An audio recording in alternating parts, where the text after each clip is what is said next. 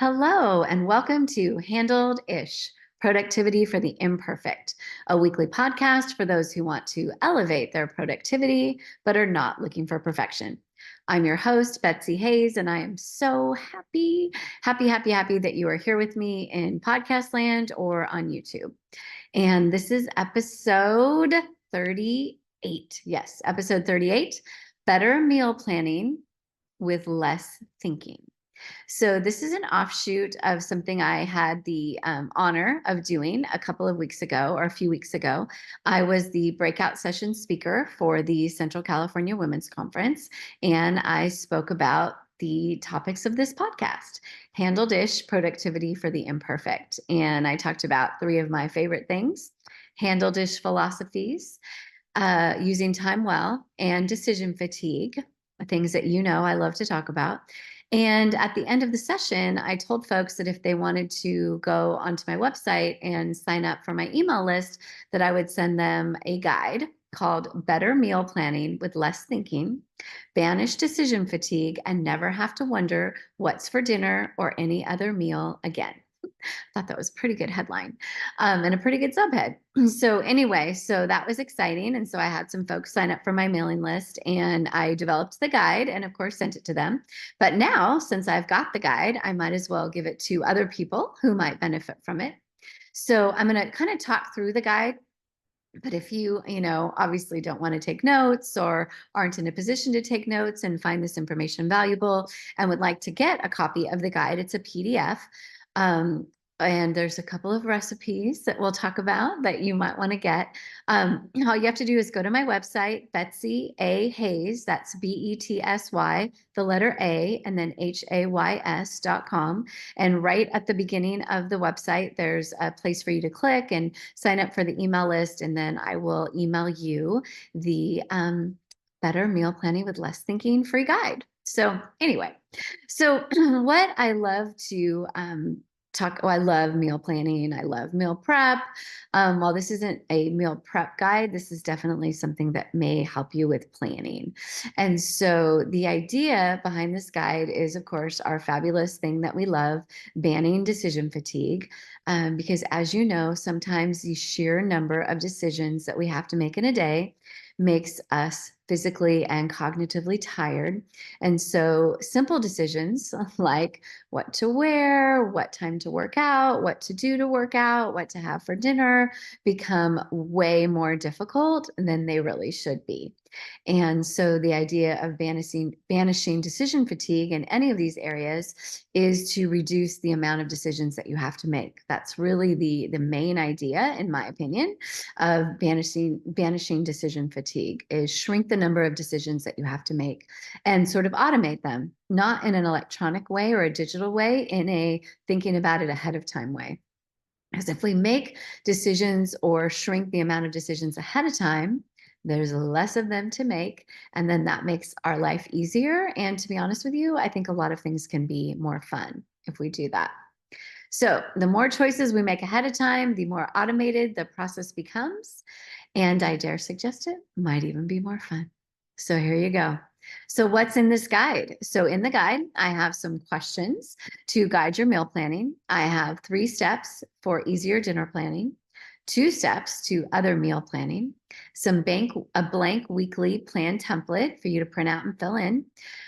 Bonus is what to bring when you need to bring something, you know how that goes, right? To a meal type event. And then I also do include 2 of my favorite recipes in this particular guide. And so let's get rolling. So when you're thinking about meal planning, obviously you want to kind of establish your framework for your thinking. And so, of course, you want to ask yourself, how much time do I normally have to prepare meals? Because if you have a short amount of time and your meal plan is elaborate, something is not going to work. So how much time do you typically have, or how much time do you typically want to spend preparing your meals? Do you want to prepare meals for someone other than yourself, right? Do you have folks that you live with, families, roommates, etc., that you prepare meals for? Or do you just prepare meals for yourself? If you do prepare meals for others, how often and who are they? And what are their thoughts on what they want to eat? All of this is really important. Obviously, if there's a type of food plan that you want to follow or have to follow, or nutritional components that you want to include or exclude in your meal plan, obviously we need to think about that, right? For example, do you want more veggies? Do you want more protein? Do you want low carb? Do you care about carbs? Do you want a Mediterranean plan? Do you want a gluten-free plan, a vegetarian, a vegan plan? Do you want a plan that includes watermelon at every meal or carrots or whatever? It's your plan, your rules, literally doesn't matter. Nobody is judging. I just want you to think about it.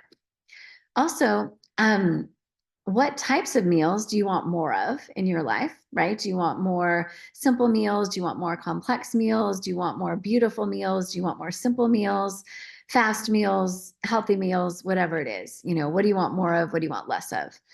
And are these answers different on the weekends? If that's the case, then your meal plan can be different on the weekends.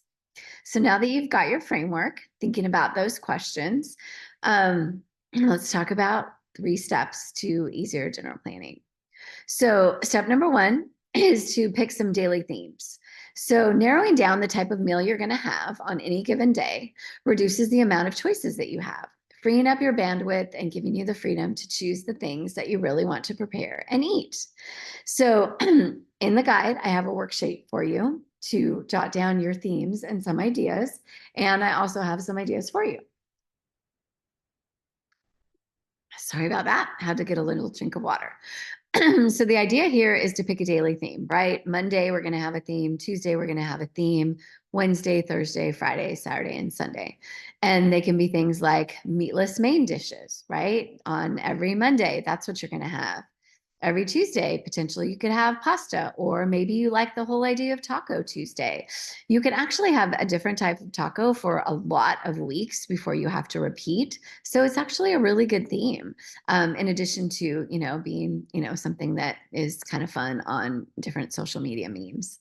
So tacos, meatless main dishes, pasta nights, seafood nights. Maybe you want to have a barbecue or a grill night every week. Maybe you want to have a crock pot day or days every week. Maybe you really enjoy those sheet pan meals. There are a ton of recipes for sheet pan meals. Very efficient, little bit of cleanup, not very much. And so maybe you want to have sheet pan Wednesday, right? Maybe you want to have Thursdays be salad when it's warmer weather and soup when it's cooler weather. Maybe Saturdays you want to have breakfast for dinner. I highly encourage you to slot in at least 1 or 2 easy days, right? Things that are not as difficult to prepare. So that way, you would have more energy and bandwidth to do something a little bit more challenging on the other days. For example, you might want to have leftover night. You might want to have sandwich night. You might want to have frozen or takeout pizza night. Maybe it's, eggs and toast night once a week. We talked about breakfast for dinner, but we could simplify it even more. So the idea is you have 7 days in a week, pick 7 themes. This doesn't mean that this is what you're going to eat on Tuesdays for the rest of your life. This doesn't even mean that you have to eat it on Tuesdays every day of the month. But the idea is to reduce the amount of decisions so you have less fatigue, you can make better choices, and you actually can have a meal plan versus what some of us have had in the past. Step number 2, create a pick from list for each theme. So you're going to select or find recipes that match the different themes for each day. The number that you have in your rotation is totally up to you and your appetite, pun intended, for a variety. Some of you might just want to have 3 or 4. Some of you want to have 7 or 8. Again, does not matter. Your game, your rules. The idea is for you to have some choices to rotate through on your pasta nights or your taco nights or your sheet pan recipe nights, and just make the planning a lot easier. You can always delete things that don't quite work out or pause things that you get tired of. This is a very flexible framework for meal planning. And then step 3, every week, you're going to slot in your choices for the day based on the theme and whatever else is going on, right? Maybe you have to work late that particular day. So crock pot is amazing. Maybe your kids have a lot of activities. So the easy night, maybe goes from Friday to Tuesday, No problem. You can intermix the themes throughout the week. You just want to reduce the amount of decisions you have to make with your meal planning. Maybe there's a social event that's going to impact something on that particular day. And then after you've made your plan, you're going to implement it. And as you know, we are scientists, so you're going to adjust along the way based on the results of your experiment. And in the guide, which again is free, if you go to my website, betsyahayes.com, sign up for the email list, you have there's a sheet where you can just have, 7 days of the week, write in your theme, and then write in some of your choices for rotation. You obviously don't need the guide to do that. You can certainly do that yourself. But if you want it to be already done for you and pretty, I did it for you. So now that dinners are handled, we're going to talk about the other meals. So this is the 2 steps for other meal planning: breakfast, lunch, and snacks. And there's only 2 steps because these are a little bit easier. So step number 1, you're going to fill out the sections below, or I'll talk you through it. You don't need the guide. But I want you to think about the time you have to prepare breakfast, lunch, and snacks, as well as your eating preferences and your eating goals. I have a lot of ideas for breakfast, lunch, and snacks that I'll share with you. But the main part of this step 1 is to select 5 breakfasts, 5 snacks, and 5 lunches and rotate them through until you want to change. That way it gives you variety, but not too many things for the shopping list and etc. You can also, include your meal prep here, right? Planning several things at once. All of that works. Step number 2, you're going to rotate these ideas around and you're going to enjoy your meals and your snacks. So I promised some ideas. So for breakfast, here's 5, right? You could use scrambled eggs with fruit, scrambled eggs with toast. Scrambled eggs are very versatile. You could mix them with cheese. You could mix them with veggies and cheese, mix them with breakfast meat, right? There's a lot of things that you can do with scrambled eggs. Overnight oats is another great versatile breakfast idea. Also works with the meal prep. Actually did this last night. I made 4 things of overnight oats, and that is my breakfast for the next 4 days. You can use different types of fruit, maybe different types of milk. There's a whole bunch of things that you can do to make overnight oats a staple in your breakfast routine. And it's make ahead, which is my vibe. Oatmeal, another great breakfast option. Smoothies are also good, and again, provide an opportunity for versatility should you want it, or totally no versatility if you don't want it. And then, of course, frozen waffles are always a great breakfast option. Snacks, ideas: carrots and hummus, fruit and cheese, fruit and nuts by himself. A sweet treat is a good snack. Hard-boiled eggs are also really good snacks. And again, all these things we can make ahead of time for several days in advance. Lunches, the good old sandwich, the good old wrap, never goes wrong, with raw veggies and fruit on the side, or chips or pasta salad or whatever you want. Second idea is a green salad with or without protein. Basic little formula, right? Some greens, a little sprinkle of cheese, a little sprinkle of nuts, some extra veggies, protein or not, your favorite dressing, boom, beautiful filling salad for lunch. You can make salads ahead of time. Just, put the dressing in a little container so it doesn't get soggy. And then obviously you're going to put your dressing on when you just are sitting down to eat your beautiful salad lunch that you made. Soup is a great, easy, fast lunch. Pasta salad, lots of varieties in that particular type of lunch might be fun to mix into the rotation. Bowls, literally anything can be a bowl. I've got 2 thoughts for you. The first one is you could have rice, black or pinto beans, sauteed bell peppers and onions, some cooked taco meat, cheese, sour cream, guacamole, have a beautiful burrito bowl. That's a great way to use leftovers from taco night. Aha, here we are, putting everything together. Another bowl idea is rice, steamed broccoli, cooked chicken, teriyaki sauce. Can never go wrong with that as well. If you are not a chicken or taco meat eater, obviously you could use tofu. You could use, just a veggie burrito bowl option. Lots of ways to customize that. So in the guide, I have a little weekly plan where you can slot in your breakfast, lunch, dinner, and snacks for each of the 7 days. And so that's something that obviously you can print out and use multiple weeks. And then the bonus that I promised, what to bring when you need to bring something. Again, your strategy is going to be to pick a couple of choices, go with them, rinse and repeat. No one is expecting you to come up with a brand new thing every time you go to a potluck or someone's house for dinner and you are asked to bring something. You might even become famous for these particular things that you bring on the regular, and people might really start looking forward to them. So there's actually not only a cognitively beautiful advantage for this, but there also might be, fame involved in this for people, loving your, salads or cookie bars or beans or whatever. So to be ready, you're going to think of one or two ideas for each of the categories. And again, I have ideas for you. You're going to make note of them. And next time you're asked to bring something, you're going to pick one of your pre-selected items and bring it and enjoy and have a great time for your event. As always, the complexity of what you want is up, or excuse me, of what you choose to bring is up to you. This is your list, so pick things that you and others in your world generally enjoy, and be sure to think through all of your needed containers, right? That you're going to need in order to transport all of this. And of course, make sure we ask about any food allergies or other things we need to be aware of before we bring something to this particular eating event. Other things to ponder. Is this thing easy to transport? And how the heck are you going to transport it? And how many people does this feed typically? And is that appropriate for your adventure? Maybe you have to double a recipe. Maybe the first recipe is fine. Just remember to figure that out. All right, so we're going to pick one or two ideas for each category, and we're going to call it a day. And I really encourage you to get specific. So, for example, under appetizer ideas, my two thoughts are cheese and crackers.